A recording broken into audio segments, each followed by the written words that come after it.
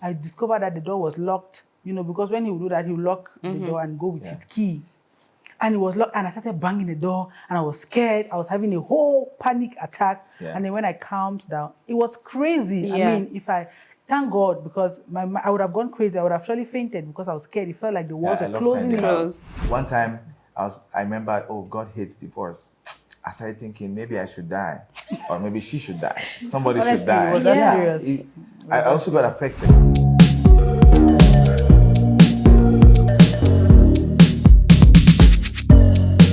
Hi there, welcome to another insightful episode of Vital Talks. When a woman gives birth, her body goes through several changes. This could be physical or mental. Mental changes could range from baby blues to postpartum depression. On today's episode of Vital Talks, we lean on the story of a Cameroonian couple whose marriage went through the rocks of postpartum depression. Go nowhere, we'll be right back. Have you heard of postpartum depression? Having a new baby brings on a lot of big feelings. It could be love, joy, excitement, frustration, or nervousness. These afterbirth feelings are what maternal health specialists have termed postpartum depression. Postpartum depression is a kind of mental health disorder that women experience after giving birth. This could be manifested as intense irritability, severe mood swings, crying spells, anxiety, difficulty sleeping, feelings of sadness, low self-esteem, or even difficulty bonding with a baby or a partner. According to a study by the National Library of Medicine, postpartum depression affects about 10 to 15% of mothers worldwide. In Cameroon, there are very few available studies on postpartum depression. This makes knowledge of it very low among citizens. To heal from postpartum depression, UNICEF says having a strong supportive community, being kind to oneself, and taking medication in certain cases can help relieve the mother of postpartum depression. It truly takes a village to raise a child, like the African proverb says. Many maternal health experts affirm that it is incredibly important that people who have just given birth have someone taking care of them while they are taking care of their baby. Welcome back. Thank you so much for joining us on today's episode of Vital Talks. Like you all know, Vital Talks is a podcast on maternal and reproductive health, everything pregnancy and parenting. And on today's episode, we will be looking at the story of a Cameroonian couple whose marriage went through the rocks of postpartum depression. This is a subject that a lot of people do not get to share on our streets here in Cameroon, on this part of the world. But we are so privileged today on this episode for this couple who has decided to open up their lives to us. And Mr. and Mrs Fombutu, thank you so much for accepting our invitation. You're welcome. Thank you, Renette, for inviting us. Yeah. Thank you. I'm so happy that when I contacted you to share your story, I'm happy that you agreed, because this is something that a lot of people think that is a taboo. They don't want to speak up. I was happy to hear from you, an opportunity to share my story. Not everybody has an opportunity to do that. Course, so, yeah, it was also a privilege for me. So how many kids now? Number 2. The first is a boy, and this one is a girl. It's a girl. Yes. How was it for you, the 2 pregnancies? Well, very different experiences for both.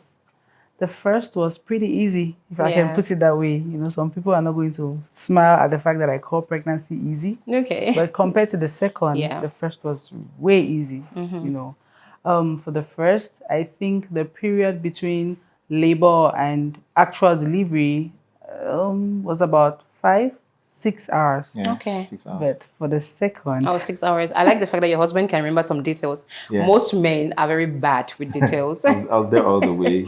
Okay. Yeah, and for the second, 72 hours. Yeah, 3 days straight of what happened? Active labor. Okay. Well, I think, first of all, I did not expect it. When I went for the first time, it was easy peasy. I felt like that's how every pregnancy would be. Yeah, would be. So the second took you by storm. And I mean, I kept saying, watch out. I kept saying, I feel like every pregnancy is different. Prepare your mind. This might be different. She was like, no, the first time I went in, it was very easy. And so that really took us by surprise. Yeah. So, I mean, when I went, I'd been, first of all, I'd been waiting for my due date, like waiting, and I was already getting frustrated. Yes. And then I went for an appointment, antenatals, and I was the gynecologist. He checked me and he said, "Oh, you're already at 3 centimeters. Just pack your things and come to the hospital." So I did that quickly. And when I got to the hospital, in my mind, I knew, the next day. In fact, that was in the morning. In fact, my mother-in-law even told me by evening, the baby will be here. Yeah. So I packed my things, went to the hospital, took a bed in the labor room, and I was waiting. And the labor had started. Like, I started feeling pain and all of that. It was easy, at first, just slides, like it always starts. And then it started getting serious. Yeah. The first night, my goodness, the pain had increased. Yes. But the baby wasn't showing up. Nothing. I got there, I was at 3 centimeters. The whole night, I stayed at 3 centimeters. Oh. Yes, just You're labor. not progressing. I wasn't progressing at all. So the next morning, the nurse checked me and I was still at 3. And she said, well, they were going to induce me. Oh, I thought as much. The whole day, the previous day, and then all night, nothing. So they said I was going to be induced. Yeah. And I was induced, gave me the oxytocin, I took it. And of course, I felt pain. And when I took it, she told me, once you take this, you'll be fine. 30 minutes is just okay, the baby will be here. But I took it and I watched it finish, and immediately I was going through the pain, and immediately after she checked me, and I was still at 3 centimeters. Oh. Nothing. And I went through that day, nothing. And the next day in the morning, I was induced again, the second time. And it was so painful.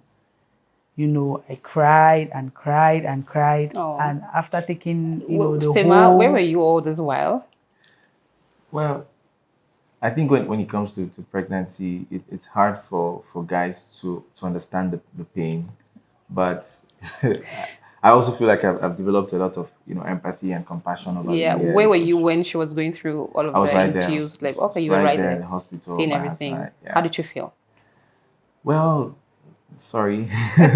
Yeah, for sure. Sorry. I wished the pain could just quickly pass. Yeah. To be vulnerable, a part of me thought, aren't you making this up? Yeah. It's typical of men to think so. Yeah, your wife is screaming, and I feel like we lose empathy because it breaks our hearts to see our lovers feel the pain that they feel, or we lose empathy because it breaks our heart to see people experience pain. So we kind of disconnect from that pain. So for me, it was like, are you not sure you're making up these shouts and these screams? But the 3, you were still there. I was still at 3. Yeah. And when I took the second dose, I moved to 4. That was quite slow, I must say.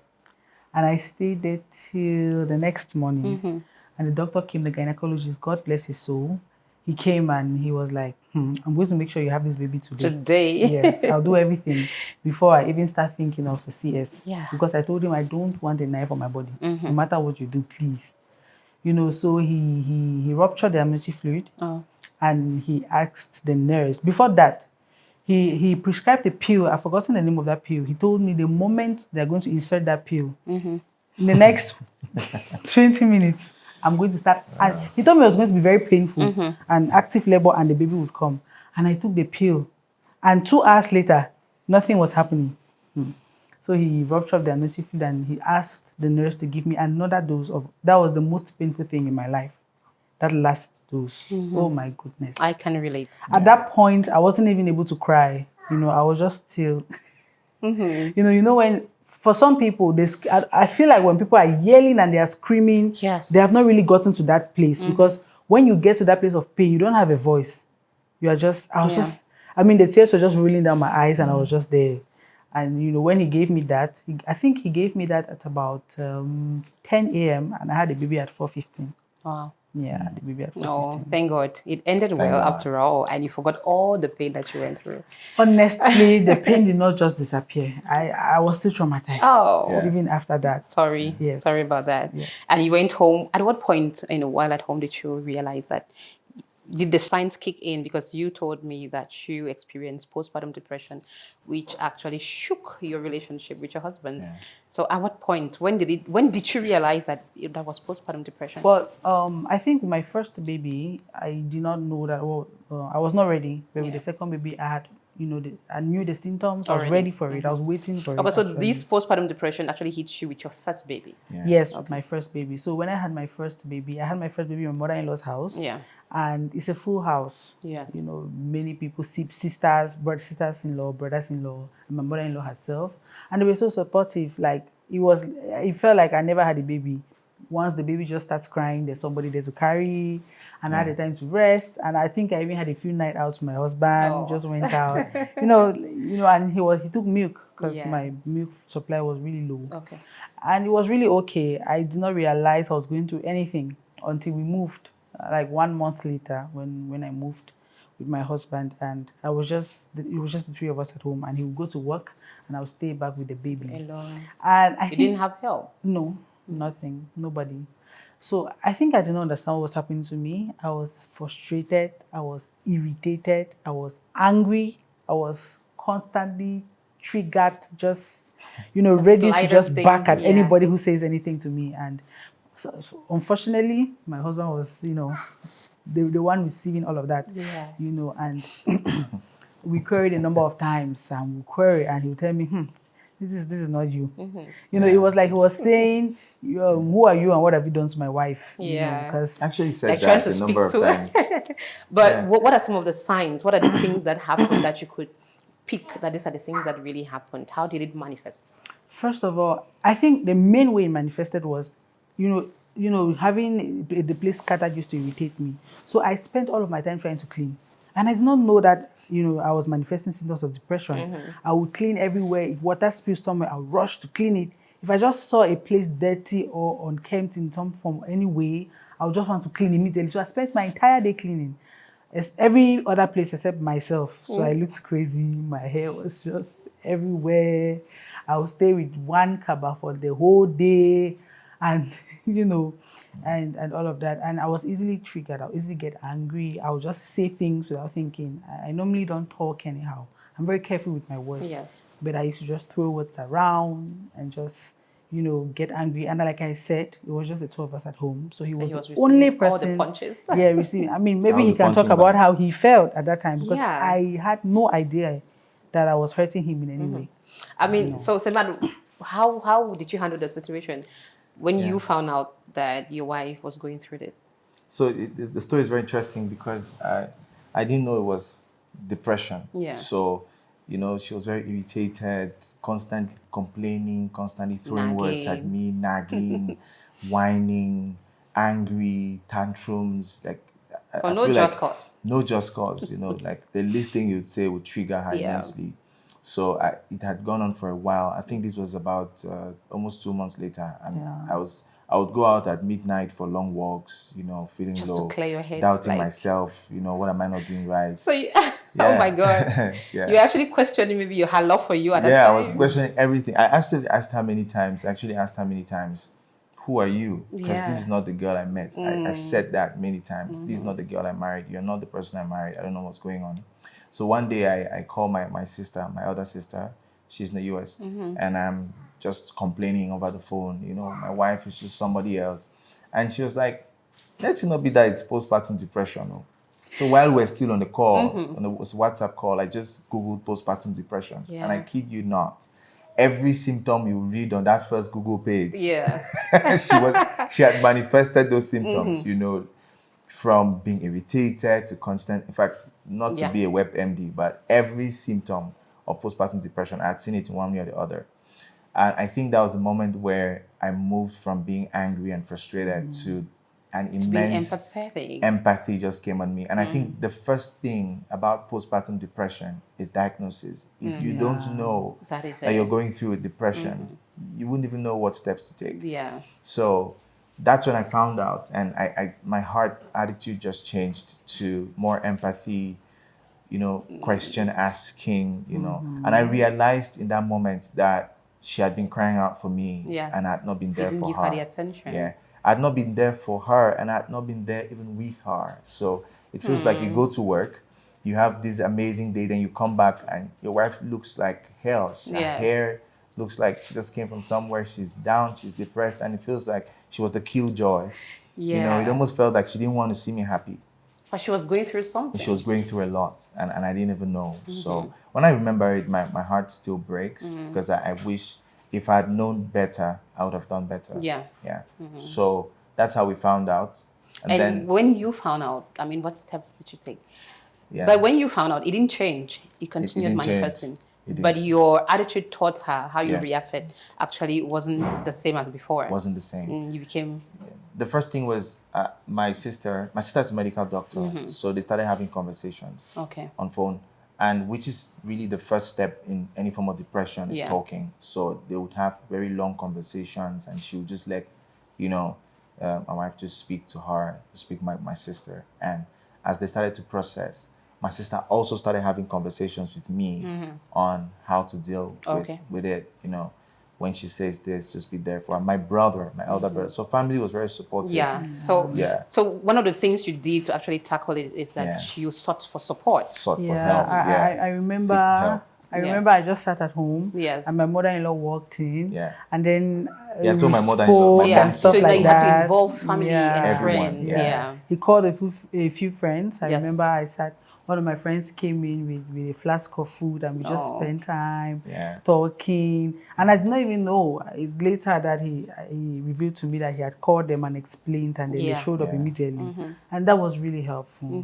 I can say one of the things that affected me most, and that kind of made the situation worse, or would make that kind of situation worse, is that it's just being alone, solitude. It's really bad. I think every woman going through that form of, in fact, every woman after having a baby should not be left alone. Of course. Yeah, no matter how much they want to send people away and how arrogant they get or whatever, they need that support. They need people to be with them, somebody to help them with the baby while they sleep. Sometimes they don't even know they need to sleep. They think they are strong, especially women who have had easy. Let me put it as vaginal birth and no CS, no wounds, nothing. You're fine after that, and you feel like you've got it all covered. But you need to rest, you need to sleep, you need to, eat So properly. You could say it was lack of maybe rest, lack of support. Yes. You were lonely, that increased your chances of postpartum depression. Exactly. Because, when I was in my mother-in-law's house, there were just so many people. Like, maybe there were a few symptoms. Maybe but you couldn't even notice it because you had all the support. So much help. Even I remember, I think I gave my baby his first bath at about 3 months or so, because my mother-in-law would... So you had enough time to rest those first few months. Yes, a lot of time. I think we underestimate how much help pregnant women need. Or new moms. They need help, I think, till the baby is about a year old. Yes, because we did seek help. My sister counseling, my brother coaching me from the back. People coming in to spend time. People coming in, because she told me she needs community, she needs a lot of empathy around her, an environment of empathy. She needs to talk, she needs an environment of empathy. So they prescribed just a few things that could help manage the situation. So, very active conversation.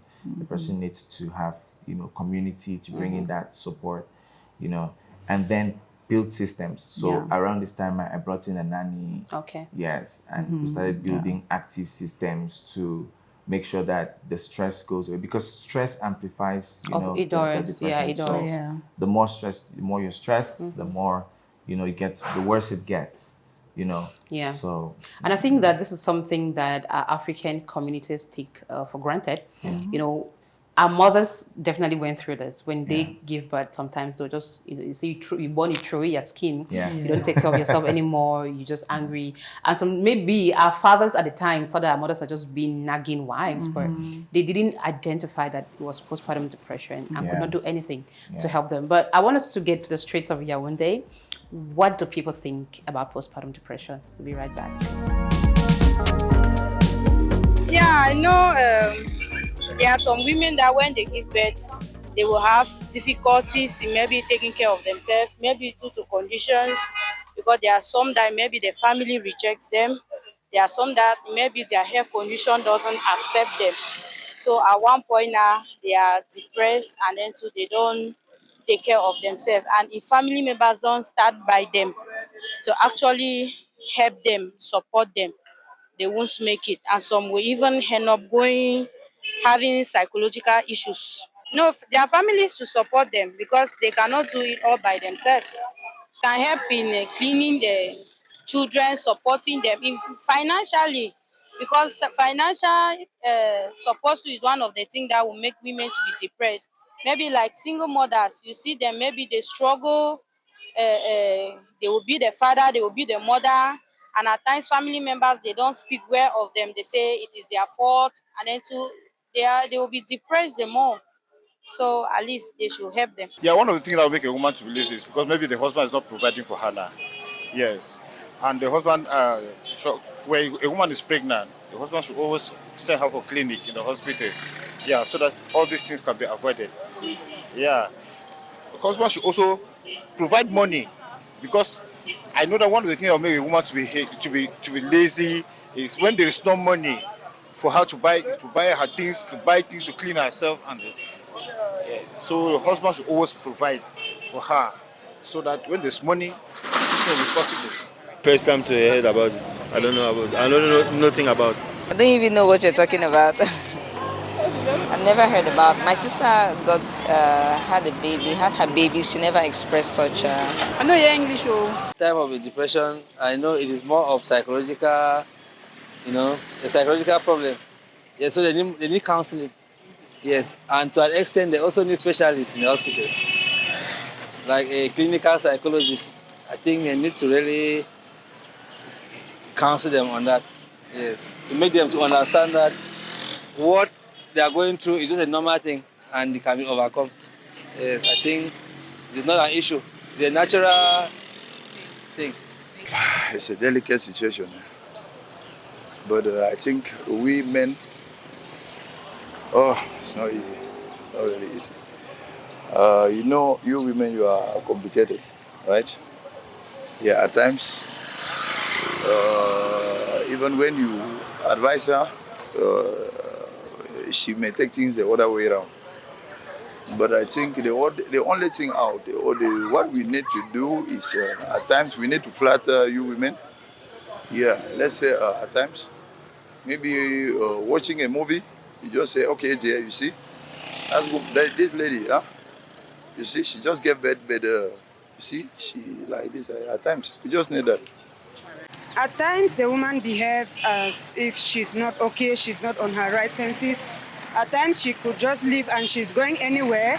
At times, she could, maybe some express it by crying. Some refuse to breastfeed their children. Some don't even know that they have children and they are just behaving abnormally. For me to help such a person, first, I'm a godly woman. I have to first of all pray for the person, then seek the help of medical practitioner. Yes, I have to take her to the hospital or to a center if they can revive her, because in the hospital I know there must be a drug for such a thing. Yeah. So I think the best way is to go back to the hospital if you experience such a thing and you can't handle it. You go back to the hospital and I think it can get help. Yeah, sure. I've seen some women like that, but I've never known that that's how they call it. So I think I may defy it. I just think maybe need to be close to her, friendly, and then maybe at times if you see that she's not in a good position to talk, let's just avoid her. Welcome back. Thank you so much for staying with us. And I am certain, Liz, I don't know if you heard this, a lot of people think that postpartum depression is a thing of the West. Like a white man sick. Did you get some people say that to you? Well, I don't think anybody said that to me, but I think I said that to myself. Okay. Yeah, before I had, maybe I'd not seen a pregnant woman go through that kind of thing or had anyone around me with that. Yeah. But I did not think, like in my wildest imagination, that I would go through postpartum depression, So it felt like some abstract thing to African me. woman. I mean, what's postpartum depression? Yeah. When I was planning, because, when I was planning, like, things to expect with pregnancy, that was not even on my list. Can you imagine? So that's why when it started happening, I could not even think that that something direction. was wrong with me. I think when my husband even said, "Oh, this could be postpartum," it annoyed me a little. Yeah, like you mean I'm depressed? Yeah. Do I look depressed to you? She But got actually, annoyed. looked really And that was actually depressed. depression because Yes. if you're denying that, Yeah, depressed people don't like to be called It was depressed. so, it was so annoying. Like, why would you say I'm depressed? It felt like an insult. So, Did it actually affect your relationship with your baby at any point? yes. Okay. I think it did. It affected. There are two ways to it. Either you don't want to see your baby, and or you're so attached to the baby. So I think I was just so attached to the baby. In fact, that's what made me realize the second time, my second baby, that I was gearing towards postpartum depression, because after that really hard time in the labor room, I was so attached to my second baby. Like, I wanted to carry her every time. My husband used to say, allow this baby. Let somebody else carry the baby. Leave the baby sleeping. No. Let the baby breathe. Let the baby breathe. Yeah. I had this whole instance where I was giving her medication and she choked. And I was there with my nanny. Yeah.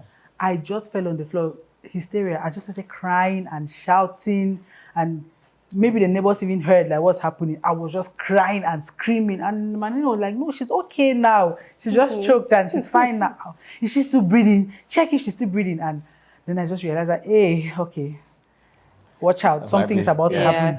Yeah. I mean, Semar, how was your help? Or maybe at least you tell us, how did your husband's help come in handy for you?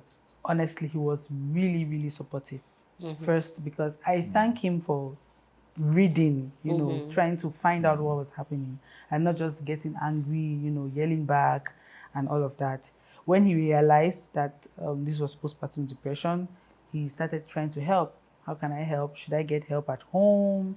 Should I maybe help bring somebody in to do your hair and give you a massage? I remember he kept insisting, I'll bring somebody in to just do your hair. And I was like, no, it's not necessary, he wanted to help in all ways possible. Yeah, he would help with the baby. Oh my God. I remember he would tell me, just pump, use the breast pump, put some milk in bottles and just sleep. And he would watch over the baby all night, and I'll get all the rest I can, and in the morning I feel really refreshed. So he was very helpful. Yeah. He still is. I mean, we cannot overemphasize the pleas of supportive spouses for a husband to be supportive, especially in times like this, because there are so many couples who've gone through such trials and end up breaking up. Yes. Did you at any point consider that? The night when you were going on midnight strolls. I did. To be honest, to be vulnerable, I did consider many times. Maybe I married too young. Maybe this is the end. Maybe you chose wrong way. Yeah, maybe I chose wrong, and I did. I actually told my brother that, you know what, I'm thinking. And we had a number of fights. I mean, we're making it sound nice, but it was rough. We had a number of. We don't fight like fights. Like it almost the fights at that time, so to speak, were more disconnection than because we're not really quarrelsome people, so it wasn't like we're quarreling or anything, but when it just got so tense, I feel like we just disconnected inward. I just, I mean, live your life, I live my life. And it was intense. And many times I would think, maybe we should end this thing. And just go our separate ways. One time I remember, God hates divorce. I started thinking maybe I should die, or maybe she should die. Somebody should die. Was that serious? I also got affected, I've had some, just to let you know, I've had some training in wellness counseling many years ago. So as a wellness counselor, I counsel people, I take them through like conversations to process pain.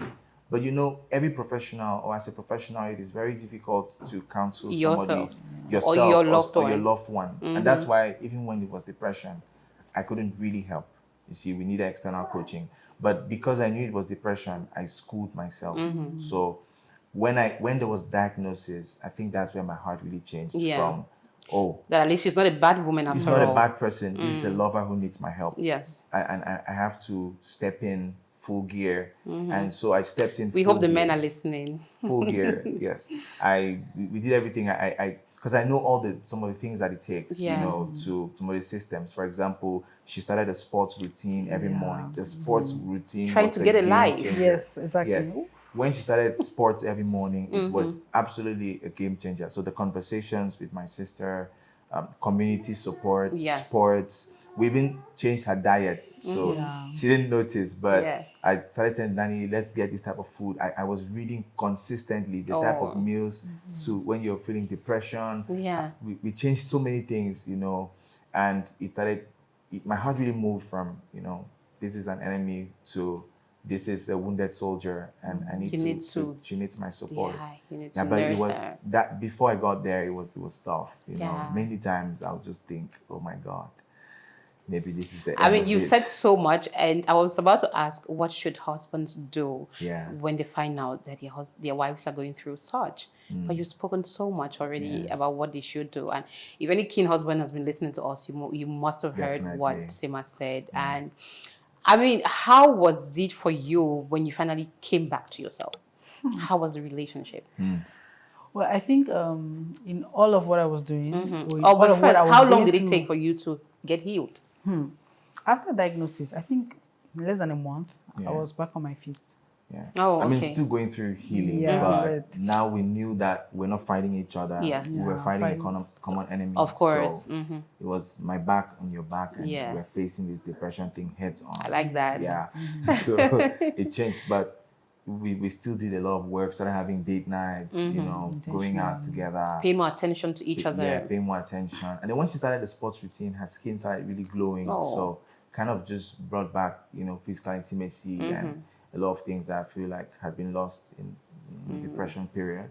Okay. So yeah, thereabout. But in about 6 months, you know, I feel like, you know, the baby had grown. Yeah. We had more understanding, and then we would have regular conversations. Yes. Yeah, exactly. And again, people coaching, you know, seek professional help, or after all of these things, still get a senior person, a professional. So my sister is a medical doctor. She will check, she will call, they will have talks together, and that really helped. I see that you were really intentional about how you went about it. Yeah. And we must applaud you for that. And the fact that you took time, like the husband and head of the family that you are, to give yourself to the process, because some men would not really be intentional about it. Even after finding out that their wives are going through postpartum depression, they might live in not denial. To make it sound easy, it was hard though. Let's know what was It was hard. Yeah. You know, I mean, it's making me sound like a hero, but you know, I think men need coaching. Yeah, they do. Yes, men don't realize how much coaching tell the they men. need. My elder brother will get on calls with me and he'll tell me, listen, Christ gave himself. He died on the cross. You have to give yourself for this woman. Yes. I cried on the phone several times because I was sincerely done. So it took somebody, another powerful male, to tell me, wake up and fight. Yes. I don't think I had that grit. So wake up, man, and fight. This woman needs you now. You told us you love her. It's time to prove show it. that love. So that's so beautiful. Get coaching, guys. Get coaching. When I discovered, you know, when I, you know, realized that what had been happening to me, what I was going through, was also affecting him, because there's that feeling, you know, there's that thing in your mind that says, I'm the one that had the baby. Yeah. I carried the baby for 9 months, pushed suffered for through the 3 labor. days. And why should you feel, I mean, I deserve all the care and attention. Yeah. And first of all, I realized that, so me being in this state was making him go through this. Yeah. So I first of all had to sincerely apologize. I'm sorry that you had to go through. Because all those nights, I never knew. In fact, when he would go out for walks, I'll get angry. How can you leave Abandon me alone?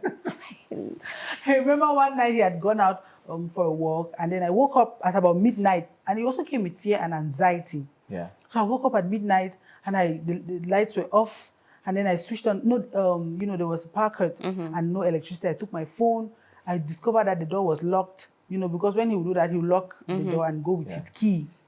And it was locked, and I started banging the door, and I was scared. I was having a whole panic attack. Yeah. And then when I calmed down, it was crazy. Yeah. I mean, thank God, because I would have gone crazy. I would have surely fainted because I was scared. It felt like the walls were closing in. It felt like the walls were closing in on me. Yeah, very bad idea. Yeah, so, and then I remember that I'd forgotten my key. somewhere else. So I could not open the door. I opened all the windows. I was so scared. And then when I calmed down, I sat in the parlor and I was waiting for him. I'm so emotional right now. I was waiting for him, and when he came back, it was really horrible. How can you leave me here? How can you? And I was just... Were there some physical punches? No. I mean, no matter what we've gone through, we've never gotten Nobody collected. And what happens too is that most times we are not yelling at each other at the same time. So when I'm yelling, sometimes it's calm. I was just quietly receiving. And sometimes when he's yelling, I'm also calm. So I don't think we've ever had heated like back to back. You say this and I say that. No, we've never really had that. Oh, thank you. One person is always matured enough to just understand that this one is having a meltdown. And let me just...